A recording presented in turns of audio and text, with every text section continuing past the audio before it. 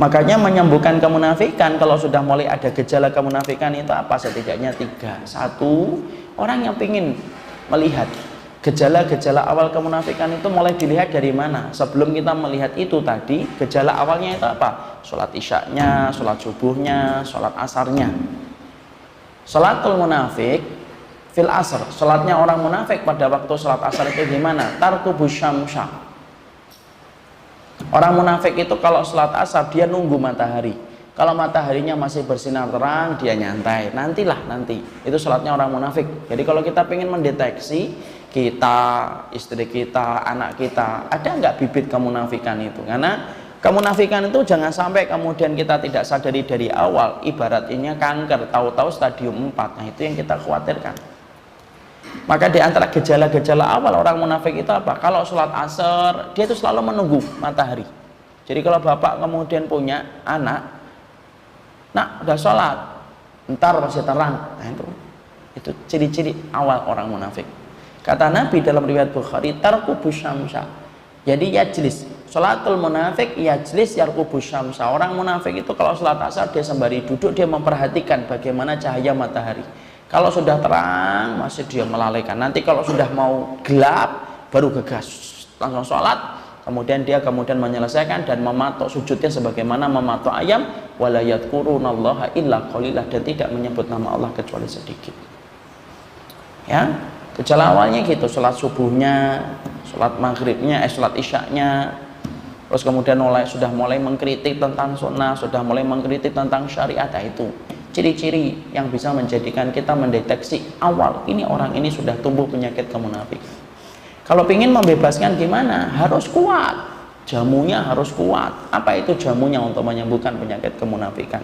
Sholat berjamaah 40 hari tanpa putus, tanpa pernah ketinggalan takbiratul ihram bersama imam. Makanya dalam riwayat Tirmidzi sampai Rasulullah SAW menyampaikan, dalam riwayat Tirmidzi Rasul bersabda, ya, man shallal ma'al imam arba'ina yauman yudriku takbiratal ihrami kutiba lahu bara'atun minan nifaq wa bara'atun minan nar. Makanya Nabi sampai mengatakan, siapapun yang sholat berjamaah 40 hari, berarti 40 hari kalikan 5, yaitu 200 sholat. Ya, selama 40 hari itu dia tidak pernah ketinggalan takbiratul ihram bersama imam. Jadi imamnya Allahu Akbar, dia sudah di belakang, tidak masbuk 40 hari. Maka Allah akan memberikan kepadanya pembebas dari 2 belenggu, belenggu kemunafikan dan belenggu api neraka. Susah atau enggak? Oh, susah banget. Susah sekali. Susah sekali. Kalau gagal 1 hari, hitung lagi dari awal. Selama 40 hari berturut-turut tidak pernah ketinggalan sholat takbiratul ihramnya bersama imam. 40 hari. Kalau di pondok gampang. Kenapa kalau di pondok gampang? Karena antum kalau setengah jam tidak berada di masjid, antum akan dihukum suruh push up 30 kali. Dia gampang. Kalau di luar susah. Makanya kalau orang itu pengen menyembuhkan kemunafikan, yang pertama coba lihat, suruh anaknya, suruh suaminya, suruh istrinya untuk kemudian sholat tidak pernah mengetahui, tidak pernah ketinggalan takbiratul ihram bersama imam, maka sesungguhnya akan dibebaskan dari api neraka. Khusus untuk wanita di rumah, untuk laki-laki di masjid. Yang kedua apa? Yang kedua ketika membebaskan kemunafikan itu apa? Yaitu adalah yang kedua mendapatkan akidah yang benar. Jangan belajar Islam dari orang-orang yang tidak belajar Islam dari sumbernya, tapi belajar Islam dari orang kafir. Rusak, Pak. Apa yang dihadapkan, apa yang diharapkan Islam, di mana pengajaran orang itu diambil dari metode pendidikan orang-orang kafir. Walaupun mereka mempunyai gelar-gelar yang tampaknya itu gelar-gelar yang mempesona, cendekiawan. Alah, itu kan yang membuat media, Pak.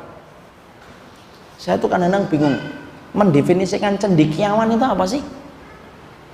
Kalau ulama kan jelas, ulama, ustadz, guru, kiai, habib jelas. Kalau cendekiawan apa? Bingung kan kita. Tapi itu definisi, itu dipaksakan oleh media, dijejelin ke kita supaya kita nerima. Makanya setiap kemudian mereka ngundang tokoh, mereka katakan cendekiawan Islam, cendekiawan Muslim, cendekiawan Muslim. Terus sekali asing, 2 kali, 3 kali, 4 kali sudah asalnya asing. Lama-lama kemudian, oh cendekiawan dia itu, cendekiawan, tokoh cendekiawan. Kalau kita kemudian belajar Islam dari orang-orang yang mereka itu belajar Islamnya dari orang kafir, ya tidak ada yang bisa diharapkan. Kalau kita belajar misalkan membuat pesawat dari orang yang sekolahnya di tempat negeri kafir, masih tidak apa-apa, memang itu gudangnya, ya kan? Membuat, contoh saya sekolah pilot, kemudian guru saya adalah dari Jerman, ya pas. Tapi kalau belajar agama dari orang yang sekolah di tempat-tempat luar negeri, yang mana itu bukan tempat agama yang murni, belajar Islam, saya S2-nya tentang Islam di mana? Di Amerika. Ngapain belajar Islam di Amerika? Belajar Islam di mana? Italia. Ngapain belajar Islam di Italia? Makanya kemudian disitulah yang menjadikan kita harus mengerti, maka sesungguhnya apa? Memperhatikan betul akidah kita dari mana mengambilnya, itu penting.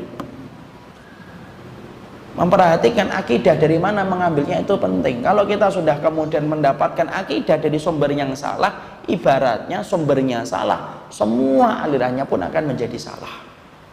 Dan yang ketiga, cara menyembuhkan kemunafikan yang ketiga itu apa? Memaksakan diri untuk tahajud. Kenapa? Qatadah berkata, orang munafik adalah orang yang paling sedikit sujudnya di tengah malam.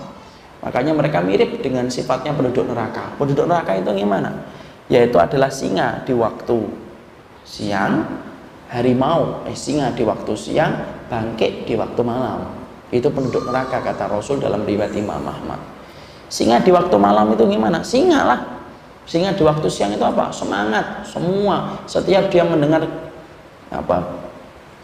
mendengar suara uang, dia datang.